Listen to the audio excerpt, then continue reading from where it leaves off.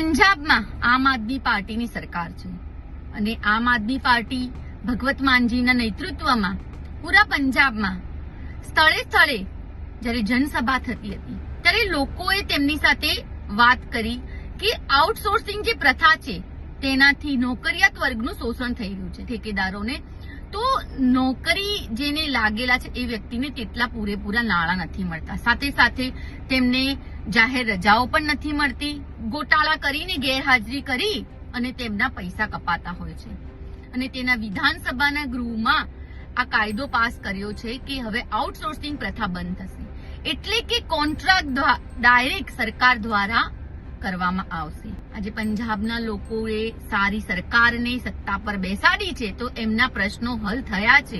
ગુજરાતમાં પણ અવારનવાર રજૂઆતો કરવામાં આવી છે, અવાજ ઉઠાવ્યો છે લોકોએ, પણ ક્યારે પણ આવો અવાજ સાંભળવામાં નથી આવ્યો।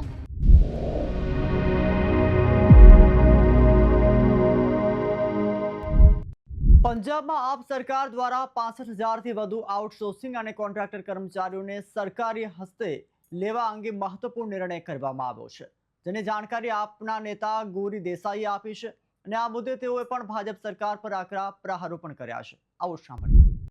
નમસ્કાર, જય હિન્દ, હું છું ગૌરી દેસાઈ, આમ આદમી પાર્ટી ગુજરાત ઉપાધ્યક્ષ।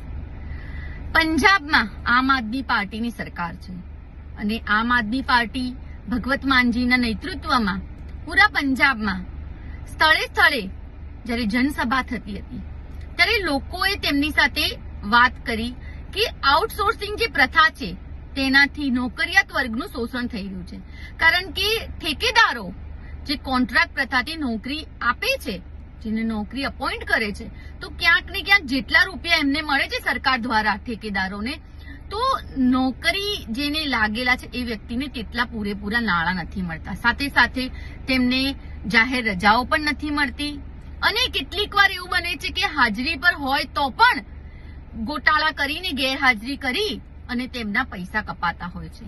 પણ આજે પંજાબમાં દિવાળી જેવો માહોલ આવી ગયો છે। દિવાળી પહેલા દિવાળી જેવો માહોલ હું એટલે કહી રહી છું કે પંજાબની સરકારે આ બધી ચર્ચા પંજાબની જનતા સાથે વાતચીત કરી અને તેના વિધાનસભાના ગૃહમાં આ કાયદો પાસ કર્યો છે કે હવે આઉટસોર્સિંગ પ્રથા બંધ થશે એટલે કે કોન્ટ્રાક્ટ ડાયરેક્ટ સરકાર દ્વારા કરવામાં આવશે અને જે એમાં નોકરી કરશે તેને સીધો પગાર તેના અકાઉન્ટમાં સરકાર દ્વારા મળશે, સાથે સાથે તેમને જાહેર રજા પણ મળશે અને બાયોમેટ્રિક દ્વારા તેમની અટેન્ડન્સ લેવામાં આવશે, રાજ્ય વીમો પણ મળશે, પીએફ પણ મળશે, એટલે 65,000થી વધુ લોકોને આ આઉટસોર્સિંગનું જે તકલીફ થઈ રહી હતી તેનો સીધો ફાયદો મળશે। એટલે જ્યારે કામ કરવાની નીતિ જો સરકારમાં હોય, તેને જનતાનું કંઈ સારું કરવું હોય અને આવડત હોય અને ઈચ્છા હોય, બંને જ્યારે ભેગું થાય ત્યારે જેમ પંજાબની લોકોને આજે મળ્યું છે, આજે પંજાબના લોકોએ સારી સરકારને સત્તા પર બેસાડી છે તો એમના પ્રશ્નો હલ થયા છે।